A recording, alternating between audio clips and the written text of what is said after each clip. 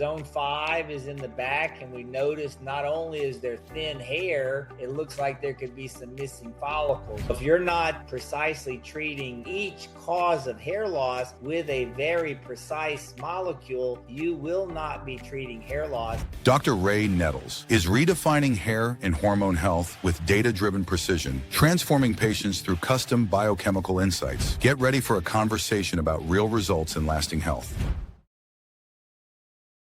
Welcome back to Q&A with Dr. Ray. Today we have Brandon, right, who last week we saw Cleve. Brandon is the brother of Cleve, and he has a very similar story. Obviously, same family, athletic, good nutrition, but noticed hair thinning starting right after high school. It was actually while he was during high school. He was very concerned and upset about the fact that he was going bald already at the age of 15, 16, 17. And he was afraid that he would be bald by the time he was 24. Let's have a look at his pictures here. All right, very good. So we're going to see Brandon, which is Cleve's brother. We're going to see his photos and the photos that Brandon took as opposed to Cleve's. We took Cleve's photos in the office, and Brandon took his photos back in Australia and himself. Okay, great. So this happens. We've got clients on 6 continents all over Earth. And if you're not close enough to drive to Santa Monica or fly into Los Angeles, the best way is to send in the photos virtually, and we can take a look and assess things. We always ask for the most clear photos. And today, with all the selfies that everybody's taking, we imagine we're going to get great photos. However, 50% of the time when patients take photos of something they don't like, the pictures come out fuzzy and not clear and all the excuses in the world. If this were a selfie for a girl somewhere down the street, it would be clear as day. But it's a picture of something he doesn't want to see. And the problem with the people when they take photos like this, right, Tracey, is we need to compare apples to apples. And in 6 months and 12 months, if we've got a grainy, fuzzy photo, you're the one that's going to miss out. We know once we customize a formula, it is going to work every single time. But the evidence are the photos, which helps people build confidence and encourages them to continue with the program. Yeah. I've got another picture too, because we did actually coach him on taking pictures, and about 6 weeks into the program, he sent us another one. So I can show you that. Okay. That's okay, Tracy. This is good enough for us in our case here today. We're going to review everything, okay? So it's pretty obvious. So zone 5 is in the back, and we notice not only is there thin hair, it looks like there could be some missing follicles, right? So zone 1 would be here in the corner, and it's obvious that this corner is losing hair and going the wrong direction. And then zone 4 is opening up, right? Look how open this is. Open spots everywhere. The hair is receding downward. Look at this hair through here, receding backwards. He looks like he's going to keep a little tuft of hair here and then lose all the hair, like that hair in the middle. So he definitely has miniaturization. So from this photo, it's obvious to see that he has miniaturization. That's one pattern of hair loss. That's one. And that would be equal to the genetic hair loss. And then he has some missing follicles, right? Empty follicles, which is consistent with the immune-mediated types of hair loss, which comes from stress. And you mentioned he was stressed out, worried about losing his hair. His dad was bald. He started losing his hair in high school. He was very nervous about it, and nervous and being scared does not grow hair. In fact, it can make hair fall out faster and can make it worse. So that was one of the things we counseled him on, was to relax. Don't worry. Stress doesn't grow hair. Okay. So the pictures are obvious that he has quite a bit significant hair loss. And at 23 years old, it started when he was in high school. No, so he was younger then. He was 20, just turned 21. Eyebrows here. Yeah.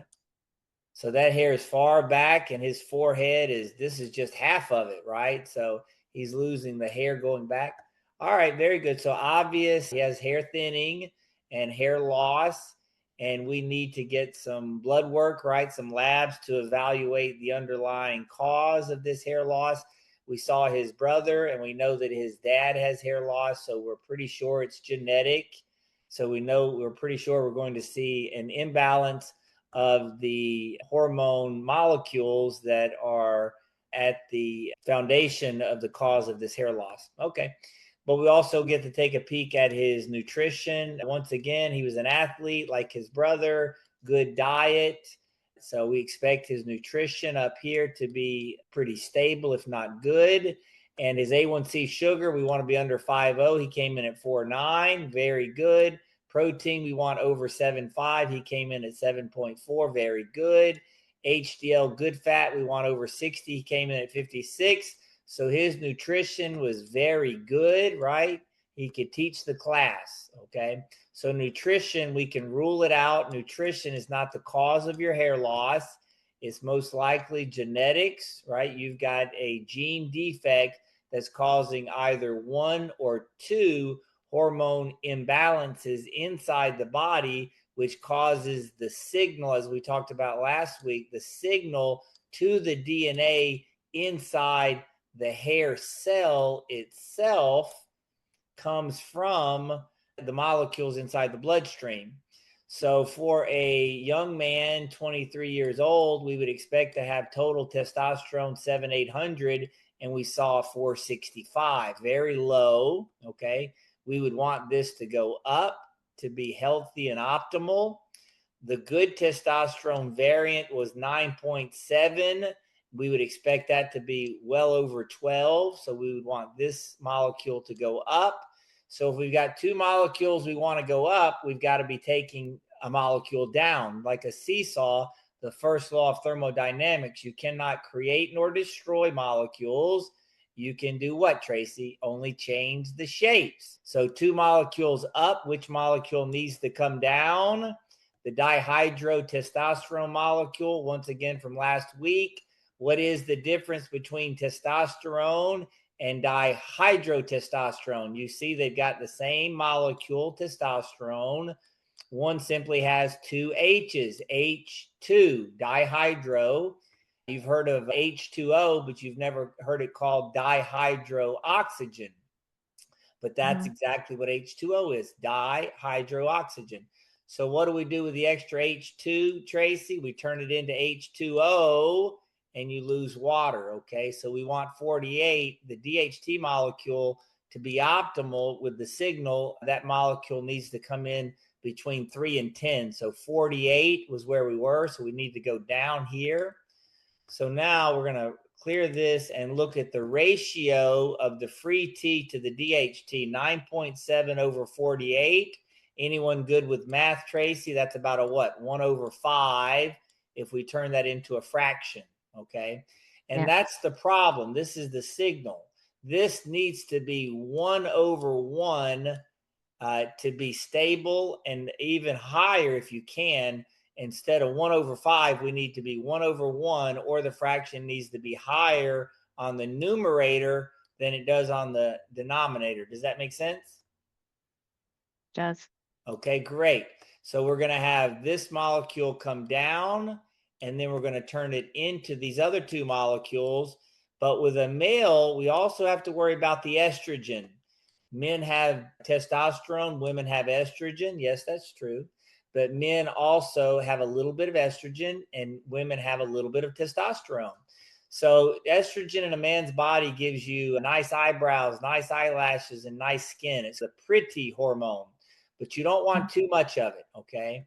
So too much can cause anxiety, depression, can cause racing thoughts, difficulties with sleep and focus. So this patient, he came in at 39. His brother last week, if I recall, was too low, lower than 5, okay? Now this patient, his brother came in at 39. Once again, the optimal number is between 20 and 30. Too low and you don't feel good, too high and you don't feel good. So this molecule estrogen in the brother is too high. So we're going to want to create a formula to decrease the estrogen in the body. So at the same time, the supplement that we give this patient has two molecules, one to decrease the estrogen, one to decrease the DHT, and then the rest of the formula turns it into the other molecules. So this patient 8-9 months later came back to see us, and look at all the improvement. The total testosterone went up as we informed him, 864, which is very good for a 23-year-old. Okay. So 864, the free T went from 9.7 up to 15.3, which is great. The DHT went down to between 3 and 10, 7.6. That ratio was a 1/5 and is now almost a what? 2/1. So this is a negative signal to thin hair. This is a positive signal to grow hair. Okay. Now the estrogen was 39. That needed to come down between 20 and 30. We ended up with what? 22, which is perfect. Okay. The prostate DHT also affects the male's prostate. The patient had a PSA of 0.8. 9 months later, 0.4, decreased by half, which should improve the health of his prostate over time. Okay. Very good. With all this improvement, the nutrition didn't need a lot of improvement. And A1C sugar, 5.2, still okay. Went up a little bit. Protein went down a little bit. That's okay. Close to 7.5. HDL stayed the same, which is okay. All right. Very good. So the nutrition decreased a little, but not enough to cause problems with hair loss. Okay. The hair loss happens when the A1C sugar is closer to 5.6, and that gets us into the start of diabetes. And the protein, anything in the 6s, anything under 7.0 in the 6s, hair is made of what? Protein. If you don't have protein in the bloodstream, hair grows every second of every minute of every hour of every day. You're not going to have the building blocks to make it. Okay. Very good. Okay, Tracey. So with this improvement of genetics and with stabilization of the nutrition, we expect to see hair growing, and we have the before and after photos that we're going to look at side by side. Yes. So the virtual patients that are going to be coming into the office, please go to the website, stopandregrow.com. Take a look at all the before and after photos, and you can see how best to take your photos. And remember, we have a ton of before and after photos for marketing purposes. We will not use yours unless you'd like us to. We have a ton of them. But for you to see the benefit, you're going to need to send in very good, clear photos, apples to apples. Okay. So the first photo we had, it was obvious he had pretty terrific hair loss. And then after about 6 and 9 months, his hair started thickening up. And he felt better. He felt so good that he took a better, quote unquote, before picture, and the hair was already growing. Yeah. And if we notice from the first photo, we can tell this looks a lot better already, healthier, right? The top already looks healthier, and even the zone 5. So he looked so good after 6 months. He took a decent before photo, and now here he is at his after photo. How long was this, Tracey?